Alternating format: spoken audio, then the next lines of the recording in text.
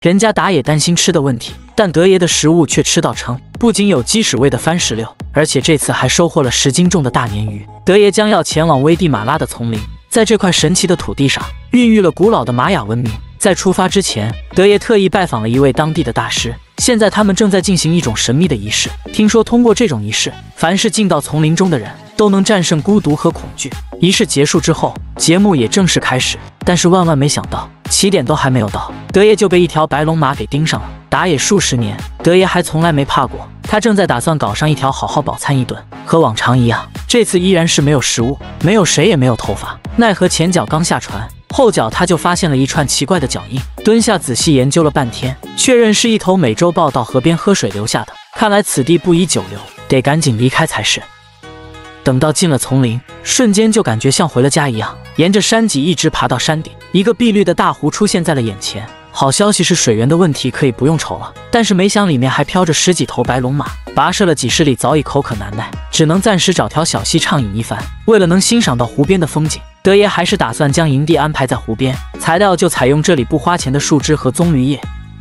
经过3个小时的忙碌，别墅总算是竣了工。第一天没有任何食物，夜晚德爷只好开启被动挨饿技能。时间来到第2天，昨晚就趴在地上，老子真是受了大罪，今天不管怎么说都要把火升起来。但万万没想到这里的空气特别潮湿，一直摩拳擦掌1个多小时，死活就是看不见一丁点火星。然而屋漏偏逢连夜雨，突然天空还下起了瓢泼大雨，看来今天又要开启被动的挨饿技能了。这些掉在地上的番石榴，换作是谁都不会品尝，但是对于饿了3天的德爷来说，却是难得一遇的天堂美食。这么有味道的好东西必须多捡一些。节目结束后，给家里那位也带上一些，只吃一些水果营养也不均衡。这时一只大蜘蛛正好出现在眼前，这是一只墨西哥的红尾狼蛛，听当地人说这是一种美味的好东西。今天德爷就打算搞一只来尝一尝。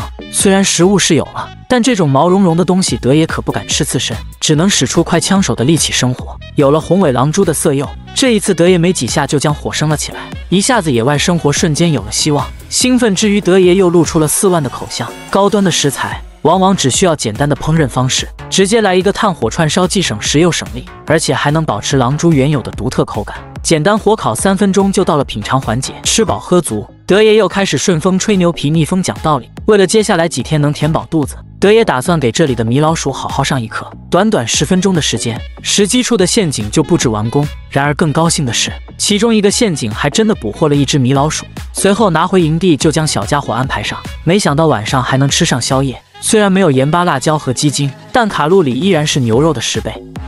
到底德爷是怎样捕捉到这条大鲶鱼的？让我们接着往下看。就在几分钟前，德爷将自己制作的探险号推下水，可万万没想到这次的法子居然这么成功。得意忘形的德爷又忍不住发出了欧丽给的魔幻笑声，一直将筏子划到水中央。由于没有多余的捕鱼工具，他只能使用自己制作的鱼叉来碰碰运气。站在筏子上方，连续插了几10次，结果连一根毛线也没有逮住。无奈之下，德爷只好返回营地想其他办法。有了这些不花钱的藤条，在妙手得3个小时的编织下，一个精致耐看的大鱼篓就完工了。饵料就采用丛林中的白蚁，做好了准备。德爷再一次踏上征程，找个合适的位置，将鱼篓抛入水中。湖中的鱼儿倒是挺多，但它们死活也不愿意进去鱼篓里面。在经过半个多钟头的等待之后，德爷迅速收起鱼篓。好家伙，我直呼好家伙！一条脑子进水的大鲶鱼就这样到手了。皮糙肉厚的野生鲶鱼十分难处理，德爷手上也没有一把趁手的工具，只能用捡来的尖刺试上一试。奈何捅了 N 次方还是没能捅进去，就算用德爷的假牙也不能伤其分毫。随后机智地用上了鱼鳍上的尖刺，恐怕鲶鱼怎么也没有想到，杀死自己的竟然是自己身上的鱼鳍，真他大爷的讽刺！有了这条大鲶鱼，今天可以好好饱餐一顿了。而且不仅有这条大鲶鱼，还有前几天收破烂捡来的番石榴。豪华晚餐总是在最后几天才能品尝到，简单烤了3、4分钟，德爷就迫不及待品尝，就像悟空补充了1万亿能量似的。开心德又发出了阵阵欧丽给的得意之声，闻着自己身上的汗臭味和鱼腥味，德爷都能想象到媳妇嫌弃自己的表情。这一次从一堆火开始，当然也应该从一堆火结束。德爷通过这种方式来感谢雨林对他的馈赠与照顾，随后坐上节目组安排的8块8小飞机回家了。这一次德爷的灭霸造型真是无敌了，但无论什么样的形象，始终逃不过开局饿3天铁一般的定律。今天德爷将要前往澳大利亚的西北海岸，在节目开始前，他特意拜访了当地的土著人，当地的长者为他特意打造了一身防晒套装。听说村里来了一位帅小伙，村民们纷纷赶来围观。一切准备就绪之后，德爷开始出发。和往常一样，刚来到此地，看着四周都被海水包围，瞬间一阵孤独感迎面扑来。想要在这里生存下去，首先最重要的就是寻找水源。大中午这里的地面温度能达到40多度，刚走了10几分钟，德爷的脑瓜子就汗如雨下。还好就在石头缝中，他发现了一滩死水，啥也不说，先趴下来喝个够再叨逼。可万万没想到，刚喝了几口死水，在前方他就发现了一个大水塘。听当地人说，在岛上时常有白龙马出没，德爷也不得不多留一个心眼。确认了周围安全之后，他开始打造生存物资。为了保护好弟弟与蛋蛋，首先得赶紧编上一条裙子。不得不说，德爷在做裙子这一块已经到了登峰造极的地步。眼看着太阳公公就要回家吃饭了，现在得赶紧趁着退潮寻找一些食物。意想不到的是，刚到海岸边，这里的大蛤蜊竟然泛滥成灾。这不花钱的高蛋白免费晚餐，德爷肯定不会错过。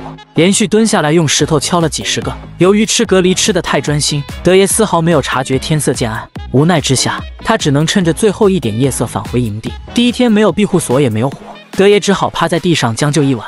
时间来到第2天，搞笑的是，昨晚翻身竟然压死了一只小杰瑞。德爷为了证明不是事先安排，直接让小杰瑞尘归尘土归土。想要成为一个资深的求生专家，必须得从拾荒开始。忙碌了一个上午，德爷心满意足地带着宝贝返回营地。万万没想到，在这鸟不拉屎的地方，德爷竟然发现了一个大水塘。这免费的澡堂子他可不会错过，必须下去美美的洗上一个澡。当他上岸时，一棵千层树出现在了眼前，这些大树皮曾是天然的好床垫。高兴之余，德爷将这棵大树扒了个精光。为了晚上能好好睡上一觉，他还弄来了许多的干草，晚上睡在自己制作的床垫上，简直比席梦思还要舒服。时间来到了第3天，今天的首要任务就是搭建一个像样的庇护所，材料就采用这里不花钱的石头和树枝。忙碌了2个小时之后，一栋德爷牌豪华海景别墅总算竣工。现在有了水源和正式的庇护所，目前只剩下火源和食物了。随后德爷利用树皮编制了一根绳子，之后就是制作一个公转疯狂摩擦。由于天气干燥，这一次并没有消耗太多的体力，生活开始慢慢好了起来。德爷也再次发出了给的笑声。为了将淡水带到营地，他将捡来浮漂用烧红的木棍戳了一个大洞，这一大罐子水少说也得有20斤重。等回到营地，德爷才发现自己的脚底板被石头刮了一个大口子，现在也管不了这么多。忙碌了一个早上，是时候补充一点卡路里了。还好这里有着吃不完的蛤蜊，可以暂时不用考虑食物的问题，而且四周还能捡上一些免费的小海螺。回到营地，立马就将海螺通通安排上，简单烤了3、4分钟就迫不及待品尝。不要看这么一丁点肉，味道却远远超出了预期。夜晚欣赏着日落，德爷感觉这一趟来值了。时间来到第4天，求生的必需品已经全都有了。今天德爷想要做一根长矛，打算到海边碰碰运气，但想要捕捉到鱼儿，哪有那么简单？德爷在海边连续插了几10次，最后连一根鱼毛都没有插到。这是一些成熟的猴面包果，连续4、5天都只能靠一点蛤蜊来补充体力。这些果子在德爷眼中个个都是宝贝。拿回营地之后，立马就将它们敲开。猴面包果中含有的维生素是橙子的6倍，对人体的免疫系统有很好的帮助。这些果子德爷一点都不浪费，种子他打算待会烤着吃。而且在海边，他还发现了一些新鲜的海盐，这些不花钱的调味料，德爷当然不会错过。他正打算做一顿美味的盐焗坚果，有了海盐的搭配，这味道简直嘎嘣脆鸡肉味。它的卡路里是牛肉的10倍。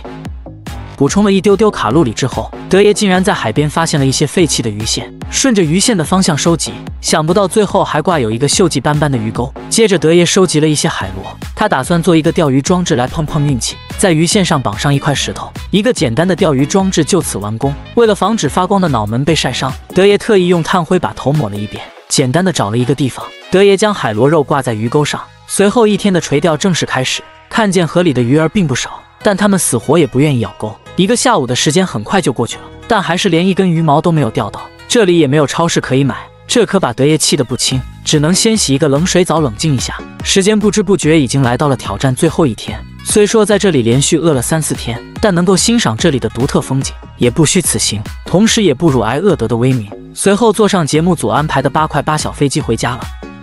德爷这一次竟然打破了开局饿3天的魔咒，在第1天开始挑战，就捡到了一团乌漆嘛黑的野蜂蜜，品尝了这一大团野生蜂蜜，估计接下来能挨饿的时长可以延长4、5天。今天德爷将要前往位于南美洲的委内瑞拉丛林，这里是全世界最古老的山脉之一。坐在小飞机上往下看，就像是身处在科幻电影中。和往常一样，依然是没有食物、没有水，当然也没有头发。落地的第一件事就是带着马赛格的身体，先观察周围的环境，寻找一个开阔一点的地方。想要在这里长期生存下去，水源、食物、庇护所和火堆等求生4件套，一样都不能少。观察了地形之后，德爷背上大书包，开始给的出发了。可一直马赛格的走进丛林中也不是办法。为了保护好弟弟与蛋蛋，德爷打算先利用树皮做一条裙子。在1个多钟头的加工下，不起眼的粗糙树皮立马就变成了一条独一无二的时尚裙子。万没想到，上一秒才编织好草裙，下一秒德爷就有了新发现。这是一窝寄宿在石头缝隙里的蜜蜂，这么好的东西，德爷当然不会错过。随后直接就将人家的屋顶掀开。经过一轮10万伏特充电之后，德爷再次踏上征程，在丛林中跋涉了几十里，总算是发现了一条河流。现在有了水源，接下来就是选择一块风水宝地，用来搭建临时庇护所。材料就采用这里随手可得的木头和棕榈叶。然而庇护所还没完工，天空就下起了瓢泼大雨，一时间没有地方可以避雨。这下把德爷的内伤气得不轻，没有办法，第一天夜晚只能在树下勉强将就一晚。时间来到第2天，有了昨晚的遭遇，经过2个小时的忙碌，一栋豪华的林中别墅总算大功告成。有时候德爷的运气真是没得说，荒郊野岭竟然让他捡到了一头大刺鼠。这次确定不是节目组的安排吗？德爷才不管那么多，立马开始大卸8块。万没想到，这肉质看上去还十分的新鲜。去除了里面的内脏之后，便扛着刺鼠嘎嘎嘎的返回营地。现在有了吃不完的食物，当前的首要任务就是生火。由于昨天刚下过雨，所有的东西都十分潮湿。不过有了刺鼠的加持，努力了2个小时之后，总算看见了火星。这来之不易的食物和火堆，让德爷兴奋至极。丛林中的蚊子特别多，为了把食物储存好，德爷将刺鼠挂在火焰上。幸好德爷此时反应快，要不然弟弟与蛋蛋就要熟透加餐了。动物的内脏中含有丰富的维生素和矿物质，正好可以先补充一下这2天过度消耗的卡路里。在火堆上简单的烤了3-4分钟，德爷就急不可待地进入品尝环节。时间才到第2天，这求生所必备的东西全都有了。不得不说，这一次应该是德爷过得最舒服的一次野外求生。时间来到第3天，今天的早餐也非常的朴实无华。德爷啃着这大肉排，你们有没有流口水的节奏？这次吃不完的也不能浪费，将它们通通烟熏储存起来。节目吃不完的，也可以带一些回家给媳妇品尝一下。不过看德爷这个吃法，恐怕不出3天就全部被他干个精光。有了吃不完的食物，现在是时候整理一下自己的豪华别墅。短短的10来分钟，一张席梦思品牌的豪华吊床就大功告成。躺在富有弹性的吊床上，之前糟糕的生活瞬间上了一个档次。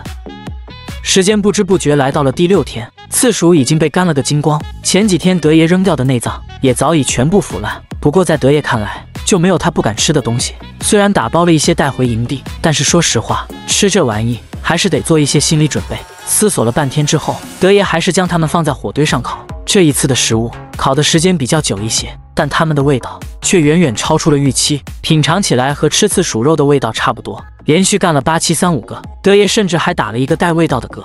长期吃这些奇奇怪怪的东西也不好，今天他打算做一个陷阱来捕鱼，而这些棕榈树的茎秆也是难得一遇的美食。回到营地，德爷开始制作捕鱼陷阱，这是一个极其考验耐心的过程。在妙手德努力了7个小时之后，捕鱼陷阱总算大功告成。饵料就采用丛林中的白蚁，随后就是将陷阱安排到河流中。由于出门之前没有看黄历，接下来的几天都是雨天，没有食物补充体力，情绪也变得越来越糟糕。就这样浑浑噩噩的饿到了第8天，大早上德爷就起床检查陷阱。出乎意料的是，陷阱中竟然捕到了一条手指大的大鱼，这下总算能填充一下牙缝的空隙了。